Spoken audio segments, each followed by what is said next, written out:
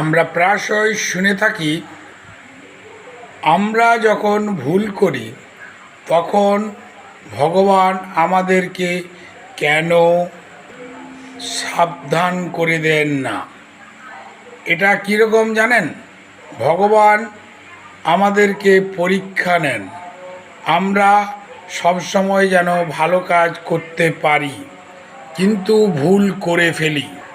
পরীক্ষার সময় দেখবেন মাস্টারমশাইরা ভুল যদি আমরা খাতাতে লিখেও থাকি তাহলেও মাস্টারমশাইরা কিছু বলেন না, আবার ঠিক লিখলেও কিছু বলেন না।